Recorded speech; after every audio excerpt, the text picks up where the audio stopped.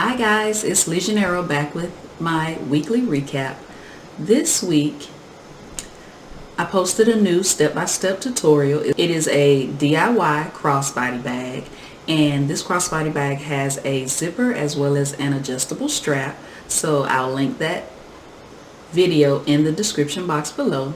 And here's the picture of the bag. I don't have the bag here anymore because I actually donated the bag to one of my friends who works at a university, and they raise money during Breast Cancer Awareness Month. So I donated the bag to them, and so I just needed to get her the bag as soon as possible. So I don't have the actual bag here to show it to you, but maybe I'll make one next week and out of a different fabric so you can actually see the bag. But right now, here's a picture of the bag that I can show you.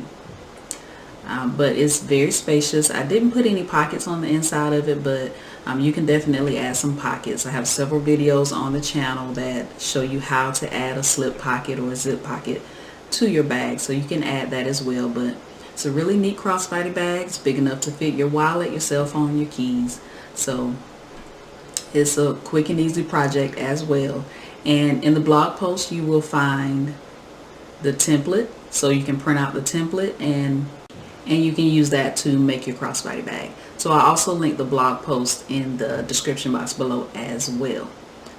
I picked out a number of patterns that I want to make for fall, but lo and behold, I don't have any fabric. That sounds really weird because if you walk into my sewing room, you will see a lot of fabric, but I don't have any fabric that will fit the patterns that I actually picked out to make for fall. So hopefully maybe in the next couple of weeks I'll have some actual clothes to show you. Speaking of that, I did cut out McCall 7100. This is the bomber jacket pattern. I actually love this pattern. I don't want to wear it out. I think I bought an extra one just in case I wear this one out. I know I could trace it, but I don't want to. I did cut this out.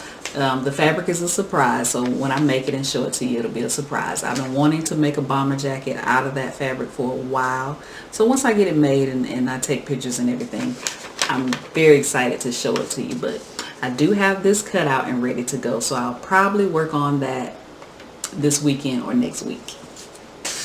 But what I made this week, I made another version of my Clara handbag pattern, and this one's actually looks bigger than the original blue one that I made, and I'll show you. I'll put a picture of the blue one so on the screen so you can see what the blue one is. But this one, I think the black one and the other multicolored one I made was actually the same size as this one. They are a little bigger than the original pattern, so I'll show you those as well. I'll pop a picture of on the screen of those as well. But I made it out of red faux leather gator, and on the outside, these aren't rivets, these are actual flat studs that I added here. I love working with studs. I love working with rivets as well, but these studs were perfect. The gold studs, and I have the gold D-rings on here, so the gold really stands out on this bag. So I really like that. And on the inside, I use that 4th of July fabric that I got from Walmart. It was a fat quarter, and I bought a ton of it, and so I'll probably be using it for lining in little bags.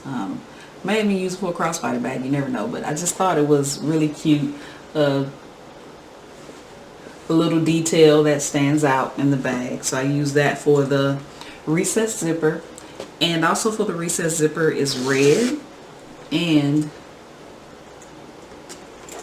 it's a separating zipper, which to me is a lot easier than putting in another type of recessed zipper.